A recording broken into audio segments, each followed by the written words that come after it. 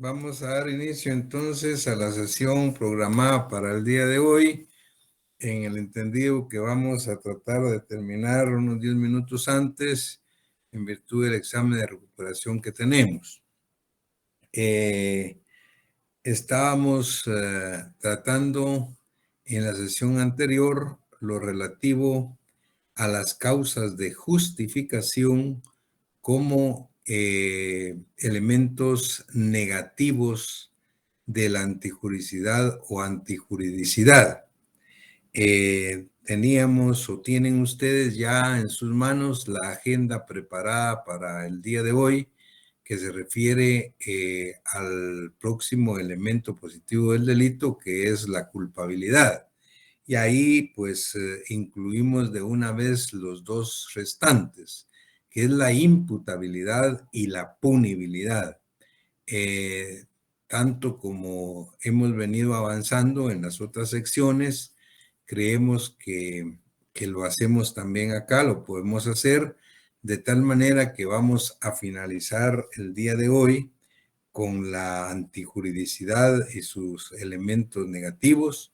Vamos a tratar la culpabilidad y nos quedaría pendientes la imputabilidad y la punibilidad para desarrollarla en lo que creemos puede ser la última clase antes de Semana Santa, que es la próxima semana, el próximo martes.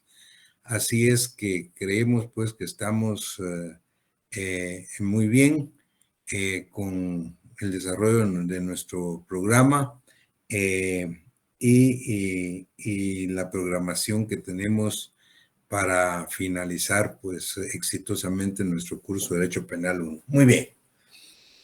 Les comentábamos que en la sesión anterior estuvimos tratando como elemento positivo del delito la antijuricidad o antijuridicidad y explicábamos que los elementos negativos de ella son las causas de justificación.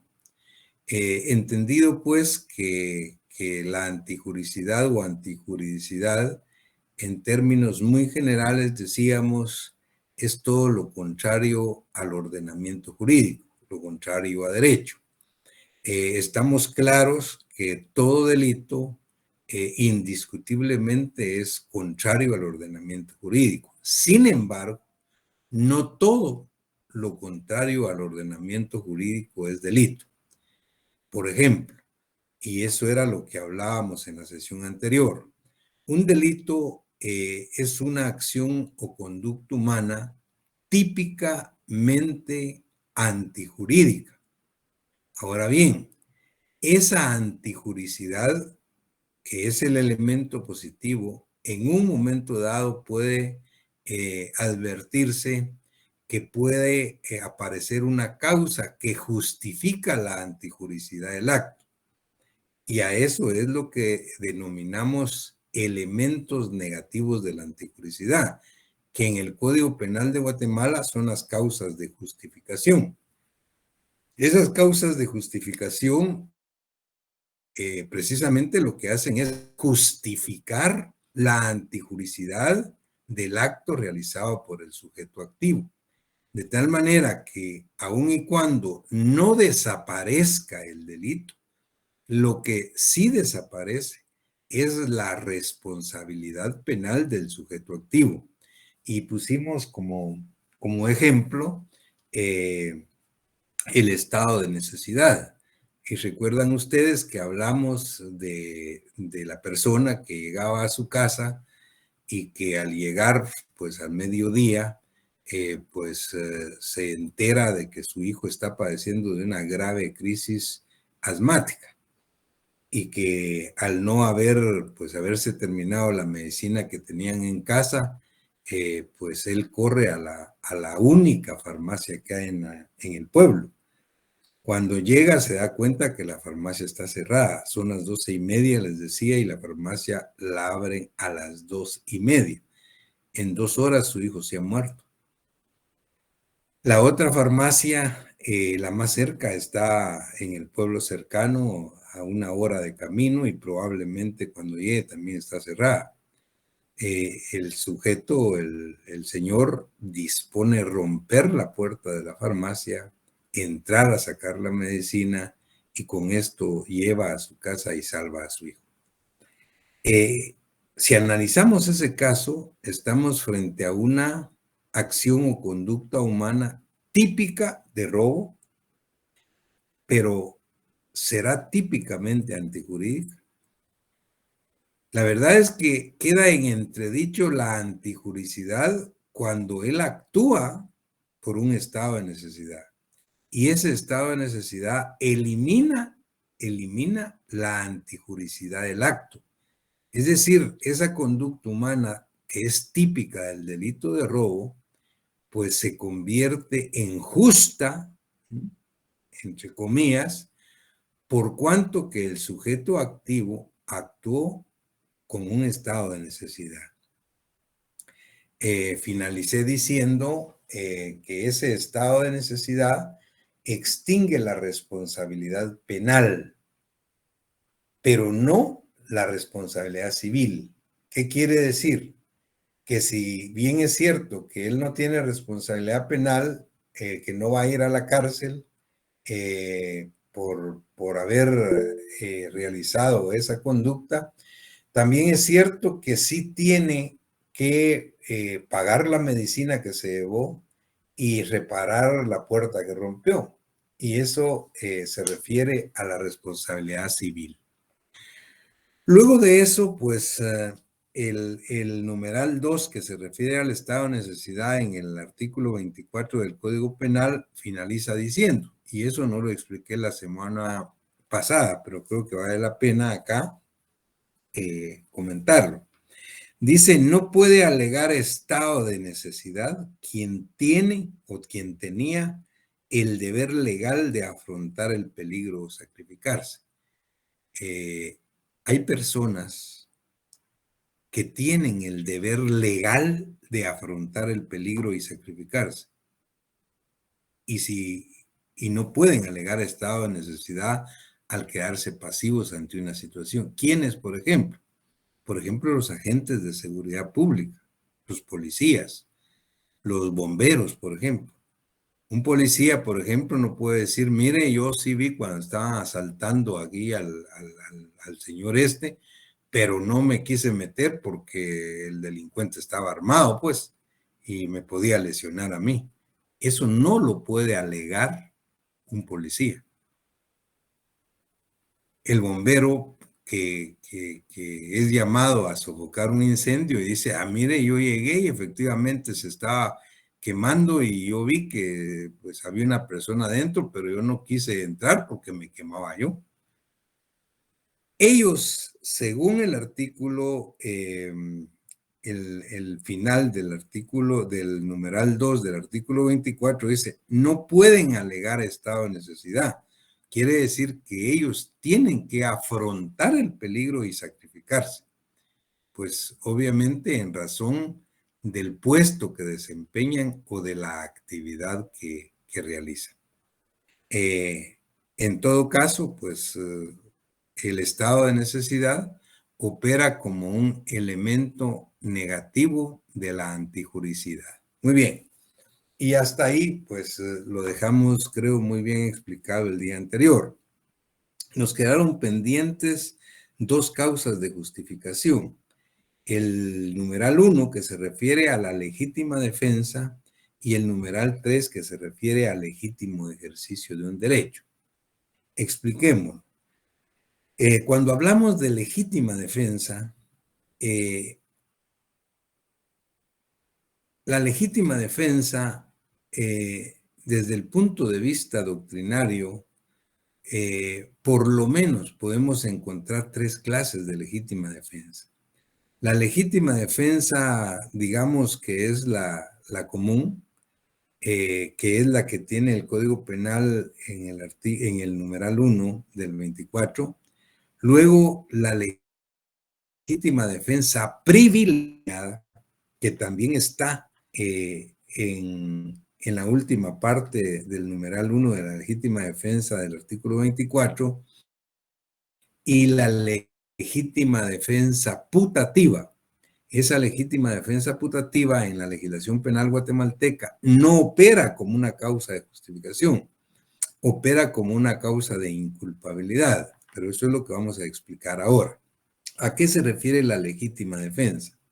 Se refiere a que está exento de responsabilidad penal, o sea, no tiene responsabilidad penal, quien obra en defensa de su persona, de sus bienes o en defensa de la persona o bienes o derechos de otra. Siempre, dice la ley, que concurran por lo menos 3 condiciones.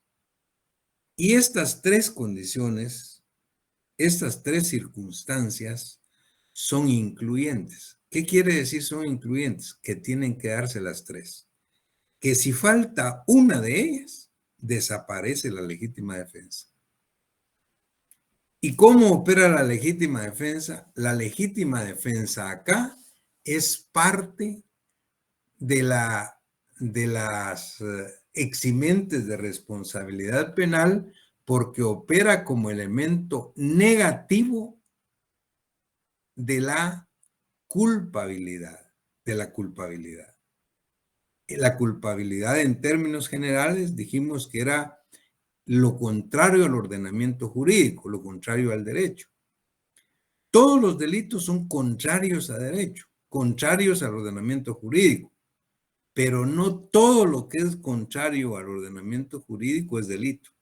Por ejemplo, cuando aparece una causa de justificación, podría darse una situación contraria al ordenamiento jurídico, pero si bien es cierto, no desaparece el delito, desaparece la responsabilidad penal de quien cometió ese delito, porque está actuando a través de una causa de justificación que tiene la virtud de convertir un acto ilícito en justo. Tal es el caso de la legítima defensa, del estado de necesidad y el legítimo ejercicio de un derecho. Expliquemos la legítima defensa. Quien obra en defensa de su persona, bienes o derechos, o en defensa de persona, bienes o derechos de otro, pero siempre que concurran 3 circunstancias. Primero, que exista una agresión ilegítima contra su persona. Segundo, que exista la necesidad racional del medio empleado para impedirla o repelerla. Y tercera, que exista la falta de provocación suficiente. Recuerdo yo, y les comentaba a los compañeros en la otra sección, que cuando impartíamos el curso en las aulas de nuestra universidad, yo les comentaba para graficar un ejemplo y que me lo entendieran rápido y bien. ¿Qué pasa si yo estoy dando clases acá, decía, y en este momento se abre la puerta de la clase y entra un sujeto con un palo y me viene a agredir, a quererme dar de palazos en la cabeza, en la cara? Yo ante esta situación, y ustedes están de testigos, yo tomo la silla de la cátedra, que es la que tengo aquí a la mano, y me defiendo. No solo me defiendo de los palazos que vienen contra mí, sino le golpeo al sujeto y probablemente lo dejo lesionado. Entonces les decía, examinemos acá si yo estoy obrando en legítima defensa, porque obviamente él va a quedar lesionado y me va a imputar pues la comisión de un delito de lesiones. Pero veamos si hay una conducta humana típicamente antijurídica de mi parte, o si esa antijuricidad desaparece por una legítima defensa. Y entonces examinamos. Yo actué en defensa de mi persona. Veamos el primer elemento. ¿Hubo agresión ilegítima? Sí hubo, porque todos ustedes advirtieron que yo estaba dando mi clase tranquilamente, en paz de Dios, cuando la puerta se abre y el sujeto entra insultándome y a quererme dar de palazo. Ahora bien, hubo, en la B dice, necesidad racional del medio empleado para impedirla. ¿Hubo necesidad racional del medio empleado? Bueno, yo lo que tomé fue lo que tuve a la mano, la CIA de mi cátedra. Con eso me defendí y lo golpeé. Creo que sí hay racionalidad del medio empleado. ¿Qué hubiera pasado, les digo, si cuando el sujeto entra por la puerta y me viene a dar de palazos, yo saco una escuadra y le descargo los 12 tiros en la cabeza? Y digo, no, yo actué en legítima defensa. Ah, la pregunta es ahí, ¿hay racionalidad del medio empleo para defenderme? Y eso es lo que habría que analizar. Es decir, que hay agresión ilegítima, sí, pero hay racionalidad del medio empleado cuando a mí me van a agredir con un palo y yo respondo con una escuadra y le dejo ir los, no sé cuántos tiros tienen las escuadras. Entonces en la doctrina se discute esto. Y lo que la doctrina dice es que no quiere decir que para que exista racionalidad del medio empleado para defenderse, tenga que el sujeto activo defenderse con un arma que sea igual al arma con la que está siendo agredido. No, no se trata de eso. No se trata de que si a mí me vienen a pegar con un palo, yo me tenga que defender con un palo. Si a mí me vienen a agredir con un cuchillo, yo me tenga que defender con un cuchillo. Si a mí me vienen a ofender con una pistola, yo me tengo que defender con una pistola. No, la doctrina dice que eso no es así. Debe haber racionalidad del medio empleado. Tal es el caso que les planteo, claro, pero hay irracionalidad cuando alguien me viene a pegar a mí con un periódico y yo saco un cuchillo para defenderme. Ahí ya no hay racionalidad y ahí se pierde la legítima defensa. Bien, entonces, primero agresión ilegítima, luego racionalidad del medio empleado y luego dice falta de provocación suficiente. En este caso que teníamos de ejemplo, hay falta de provocación suficiente. Claro, yo no estaba en este caso ofendiendo a nadie, pues. Entonces se dan los tres elementos para decir que yo actué en legítima defensa. Y esa legítima defensa opera como un elemento negativo de la antijuricidad y me exime totalmente de responsabilidad penal. Muy bien, esa es la legítima defensa en sí. Ahora bien, si seguimos leyendo el código, ahí vamos a encontrar lo que en la doctrina se denomina legítima defensa privilegiada. ¿Y qué es la legítima defensa privilegiada? Es aquella que se da cuando no es necesario que se den las tres circunstancias anteriores. No es necesario. Dice el código, se entenderá que concurren estas tres circunstancias, las que hablamos, respecto de aquel que rechaza al que pretende entrar o haya entrado en morada ajena o en sus dependencias. Si su actitud denota la inminencia de un peligro para la vida, viene su derecho de los moradores. Y luego dice, el requisito previsto en el literal C, o sea, la falta de provocación suficiente, no es necesario cuando se trata de la defensa de sus parientes dentro de los grados de ley, de su cónyuge o concubinario, de sus padres o hijos adoptivos, siempre que el defensor no haya tomado parte en la provocación. Por ejemplo, ¿qué pasa si se trata de una familia común y corriente de nuestra Guatemala, que está durmiendo en su casa, él con su esposa y sus hijos, tranquilamente? A medianoche lo despierta la esposa y le dice que están falseando la puerta, que están tratando de botar la puerta de su casa. El marido, medio despierto, escucha que ya botan la puerta.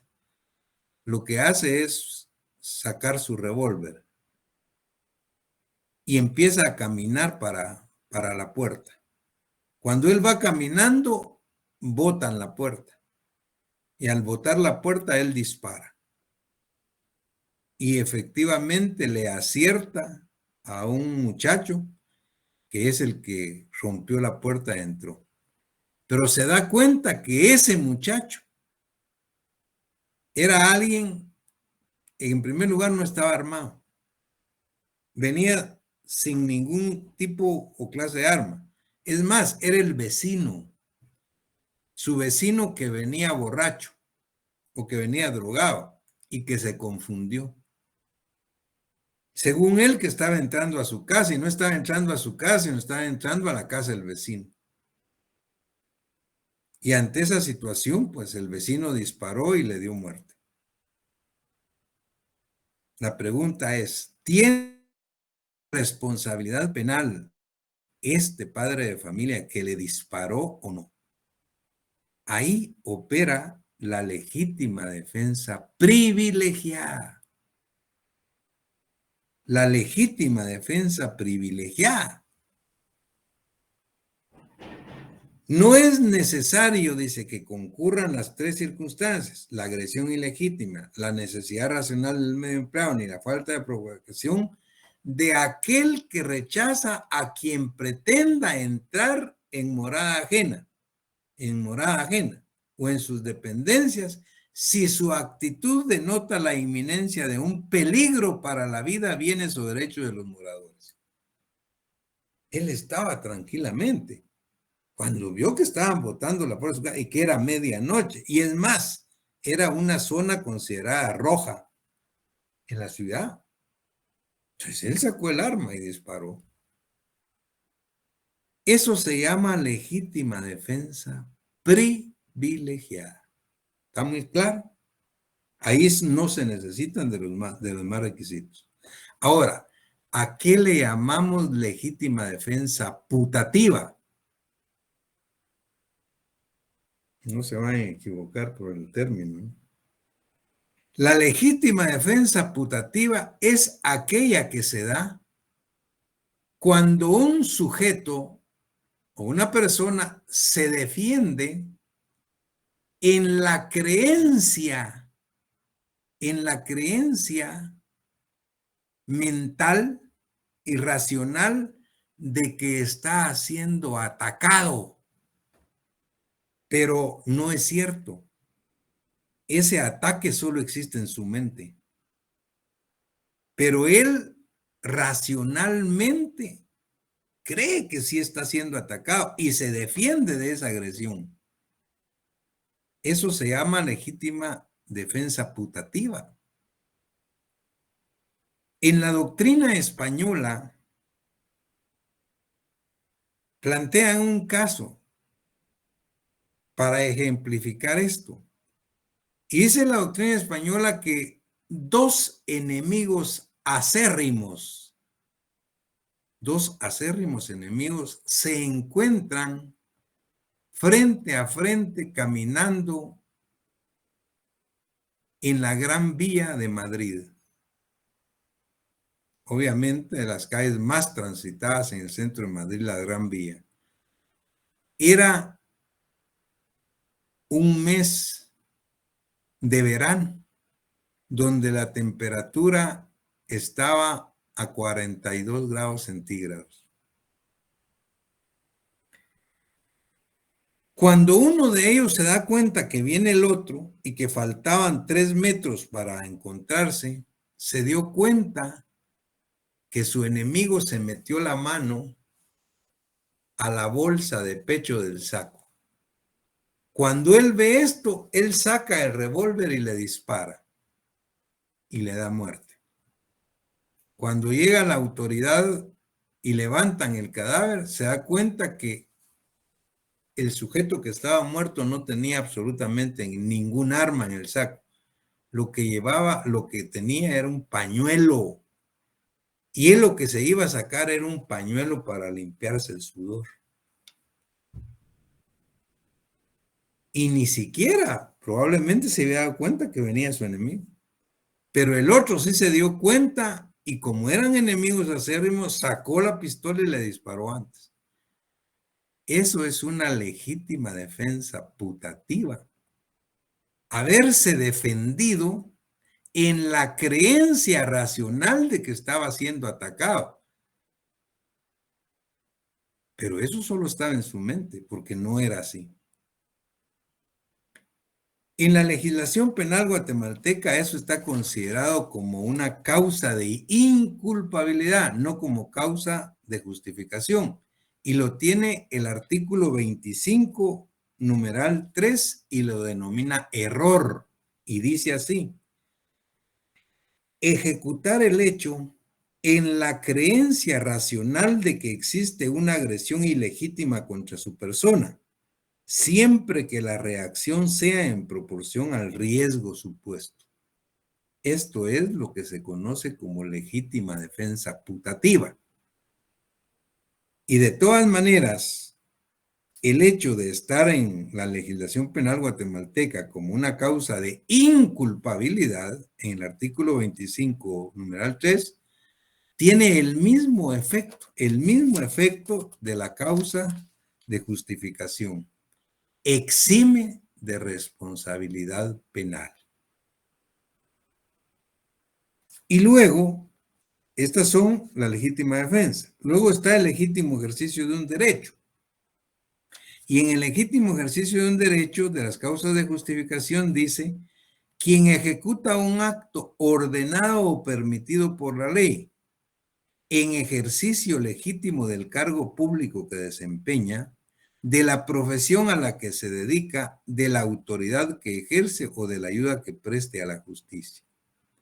Es decir, hay personas como la autoridad, por ejemplo, los agentes de autoridad, los policías, los profesionales, por ejemplo, como los médicos, es decir, que ejecutan actos o ejercen actos en el legítimo ejercicio de un derecho que les da la profesión o en el legítimo ejercicio de un derecho que les da el cargo que ostentan o la profesión a la que se dedican.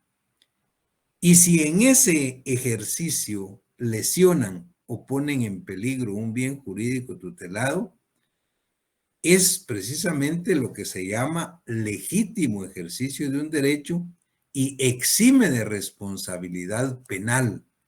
Exime de responsabilidad penal como una causa de justificación, como un elemento negativo de la culpabilidad. Muy bien. Y esto nos da chance de pasar inmediatamente a la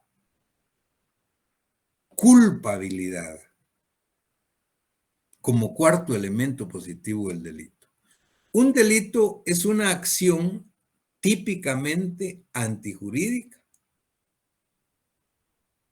pero para que sea delictiva y haya responsabilidad penal, no basta que sea típicamente antijurídica. Es necesario que sea típicamente antijurídica, pero es necesario que sea culpable. Que sea culpable. Puede haber una conducta típicamente antijurídica, pero no culpable. Y aquí es donde la doctrina de derecho penal moderno solo define el delito como una conducta humana típicamente antijurídica y culpable. Punto, hasta ahí llega. ¿Por qué ya no hablan los autores de imputabilidad y de punibilidad? Ya no hablan de punibilidad porque ellos creen que la punibilidad no necesariamente es un elemento positivo del delito. La punibilidad es una consecuencia del delito. Son las penas y medidas de seguridad que se dan como consecuencia del delito. Nosotros vamos a estudiarla como elemento positivo y en la parte final del programa, antes del examen final, lo vamos a estudiar. Ese es el último punto, la última parte. Lo vamos a estudiar como consecuencia del delito, la punibilidad y medidas de seguridad. Muy bien. Ahora, ¿qué pasa con la imputabilidad? Los tratadistas ya no hablan de imputabilidad porque ellos creen que la imputabilidad debe estudiarse dentro de la culpabilidad. ¿Por qué razón? Porque para ser culpable, primero hay que ser imputable. En otras palabras, nadie puede ser culpable si no es imputable. ¿Quiénes son imputables o inimputables en Guatemala? Nosotros vamos a estudiar esto rápidamente, como les dije, el próximo día martes. Sin embargo, me adelanto. ¿Quiénes son inimputables? Que es el elemento negativo de la imputabilidad. Los menores de edad y los locos. Es decir, un menor de edad es inimputable. Un loco es inimputable. Si ellos son inimputables, no pueden ser culpables. Es decir, para ser culpables, primero hay que ser imputables. Por eso es que la doctrina moderna sostiene que basta con decir, para definir el delito, que es una acción o conducta humana típicamente antijurídica y culpable. Muy bien. ¿Qué es la culpabilidad entonces? En términos generales, y que quede bien claro, por favor, cuando hablamos de culpabilidad no estoy hablando de culpa, porque la verdad es que cuando no estudian bien, confunden la culpa con la culpabilidad. La culpa es una de las clases del tipo penal. Recuerden ustedes, eso ya lo explicamos. Hay tipos penales que son culposos. Culposos por culpa. ¿Cuál es un tipo penal culposo? Cuando el sujeto actúa lícitamente, legalmente, pero por imprudencia, por negligencia o por impericia, lesiona o pone en peligro un bien jurídico tutelado. Eso es culpa, que no tiene nada que ver con lo que voy a decir ahorita. Ahorita estoy hablando de la culpabilidad como elemento positivo del delito. ¿Qué es la culpabilidad como elemento positivo del delito? La culpabilidad como elemento positivo se refiere a un juicio de reproche que hace el órgano jurisdiccional competente ante una conducta reprochable y punible. Es decir, la culpabilidad es el reproche, pues, que hace un juez al sujeto responsable que ha cometido un delito. Esa es la culpabilidad.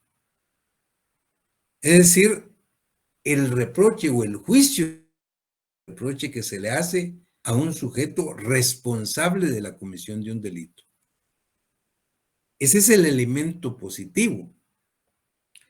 Pero ese elemento positivo de la culpabilidad tiene como elemento negativo, de acuerdo a la legislación penal de Guatemala, las causas de inculpabilidad. Y esas causas de inculpabilidad son las que ustedes encuentran en el artículo 25 del Código Penal. Y el artículo 25 dice, son causas de inculpabilidad o sea que destruyen la culpabilidad del sujeto activo. Primero, el miedo invencible, dice. ¿Qué es miedo invencible? Dice, ejecutar el hecho impulsado por miedo invencible de un daño igual o mayor, cierto o inminente según las circunstancias. Les comentaba a los compañeros en la otra sección, ¿qué pasa si estamos en un cine o en un teatro cuando empieza a temblar como tiembla en Guatemala? Un temblor de aquellos de 6.8, 7.3 grados. Y esto está que se cae.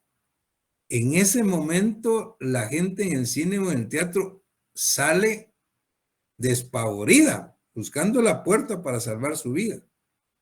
Afortunadamente no se cayó nada, pero resulta que una señora y dos niñas quedaron gravemente lesionadas porque dos corpulentos muchachos les pasaron encima. Y entonces los indican, los imputan de lesiones, porque los niños quedaron fracturados, o la señora. Dice, mire, estos dos muchachos, miren, nos pasaron encima, pues. Si usted es llamado para defender a estos muchachos, ¿qué alegaría en su defensa? Usted podría alegar una causa de inculpabilidad que exime de responsabilidad penal a estos muchachos por un miedo invencible. El miedo invencible dice ejecutar el hecho, impulsado por miedo invencible de un daño igual o mayor, cierto o inminente según las circunstancias. Ante una circunstancia y una situación como estas que vivimos pues en lugares como Guatemala, sísmicos, obviamente podría alegar un miedo invencible. Y eso es una causa de inculpabilidad que los exime de responsabilidad penal. Es decir, ahí no hubo obviamente dolo, tampoco hubo culpa. Es decir, ahí lo que trataban, lo que hubo fue miedo invencible para salvarse, pues. Muy bien, esa es una causa de inculpabilidad. Dos, dice fuerza exterior. Y eso ya lo expliqué en el caso aquel del señor o la persona que quería comprar zapatos y es empujado, ¿no? Ejecutar el hecho violentado por fuerza material exterior, ya lo expliqué. Luego está el error, que lo acabo de explicar. El error es la legítima defensa putativa. Ejecutar el hecho en la creencia racional de que existe una agresión ilegítima. Luego, en el número 4 dice la obediencia debida. Ejecutar el hecho en virtud de obediencia debida sin perjuicio de la responsabilidad correspondiente a quien lo haya ordenado. La obediencia se considera debida cuando reúna las siguientes condiciones, y estas condiciones son incluyentes, deben darse todas. Que haya subordinación jerárquica entre quien ordena y quien ejecuta el acto. B, que la orden se dicte dentro del ámbito de las atribuciones de quien emite y esté revestida de las formalidades legales. Y C, que la ilegalidad del mandato no sea manifiesta. Yo les ponía como ejemplo, ¿qué pasa de un sujeto que tiene, que trabaja para él un muchacho como piloto y que tiene 5 o 10 años de trabajar con él? Es su piloto. Y en una oportunidad, estando en su oficina, le dice al muchacho, mira, haceme favor, aquí está la llave, llévate ese carro azul marca tal que está ahí, te lo llevas a la casa. El muchacho, pues obviamente obedece lo que le está diciendo su patrón, agarra el carro y se lo lleva. Luego la policía lo detiene en el camino y le dice, mire, este carro es robado. Hay una denuncia de robo de hoy en la mañana del carro, así es que usted queda detenido. A usted lo llaman para defender a este sujeto. ¿Qué alegaría en su defensa? Usted puede alegar una obediencia debida como una causa de inculpabilidad que lo va a eximir de responsabilidad penal. porque es un elemento negativo de la culpabilidad. Examinemos, ¿cierto? Ejecutar el hecho en virtud de obediencia debida, dice. La obediencia se considera debida cuando reúna las siguientes condiciones: que haya subordinación jerárquica entre quien ordena y quien ejecuta el acto. Ahí hay subordinación jerárquica. El otro era su jefe, su patrón. B, que la orden se dicte dentro del ámbito de las atribuciones de quien la emite. Claro, él emitió la orden porque es su patrón y el otro es su piloto. Y luego dice que la ilegalidad del mandato no sea manifiesta. En ese caso no era manifiesta. Entonces hay una obediencia debida. Y en todo caso, si el caso es robado, la responsabilidad la tiene el patrón, el quien ordenó, no el sujeto que la ejecutó. Ahora, eso es una cosa. Otra cosa es que él le diga a su piloto o a su empleado: mira, robate ese carro que está enfrente y te lo llevas para casa. Ah, no, eso es otra cosa. Ahí sí hay una ilegalidad del mandato y él no está obligado a acatarla, porque le está diciendo claramente que se robe un carro y ese no es trabajo de él, pues. Entonces vean lo que es la obediencia debida. Y finalmente, en el número 5 está la omisión justificada.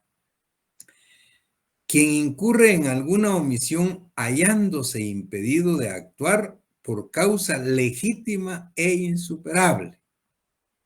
Hay omisión justificada, o sea, está fuera de la responsabilidad penal quien omite un auxilio por causa justificada.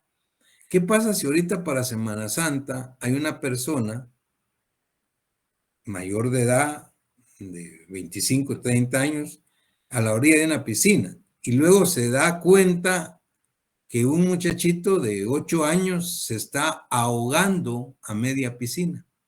Pero una piscina olímpica de 3 metros de profundidad o 2 metros, no sé cuánto tienen, y él no hace nada, pues, más que gritar y el niño se ahoga. Y le dicen: mire, usted es responsable del delito de omisión de auxilio, porque usted vio cuando el niño se estaba ahogando y no hizo nada. Entonces él dice: yo no hice nada porque yo no sé nadar. Yo nunca me he metido en una piscina. Es decir, si yo me meto a salvar al niño, yo también me hubiera ahogado.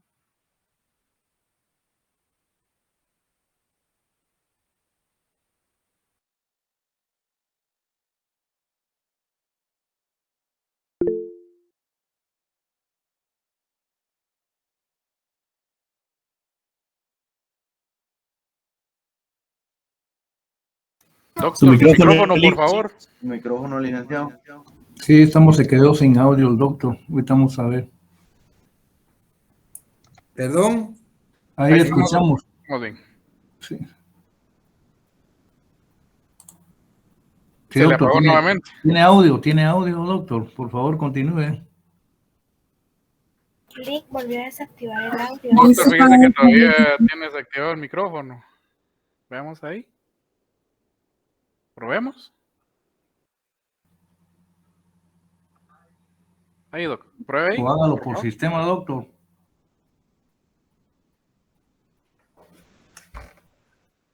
¿Puede activar el micrófono ahí, doctor? Disculpe, que aquí tenemos activado el micrófono para todos. ¿Ahí me escuchan? Sí, Sí, ahí estamos, ahí estamos. ahí estamos. Perdón, algo pasó o algo me hicieron. Pero termino entonces. Decía que en la omisión justificada, escucharon el ejemplo que les puse, ¿va?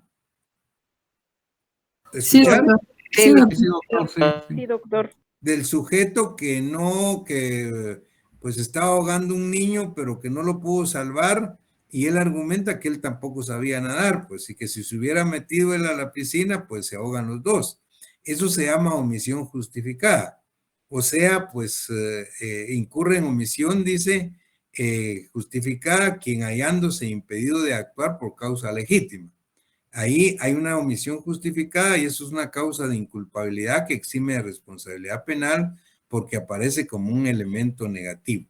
Ahora, otra cosa hubiera sido que fuera una piscina de niños menores de 5 años y que el agua no tenía más que 1/4 de alto y que él hubiera alegado que no sabía nadar. Es decir, ahí no se hubiera dado la omisión justificada. Muy bien, perdón, la verdad es que ya se me fue el tiempo, mil disculpas, finalizo acá y el próximo día martes abordamos la imputabilidad y la culpabilidad. Que pasen feliz noche y que les vaya muy bien a los compañeros que tienen examen de recuperación. Que estén bien, se cuidan, por favor, adiós. Buenas noches, doctor. Buenas noches, licenciado. Feliz noche. Feliz noche, doctor. Muchas gracias. Feliz noche, doctor.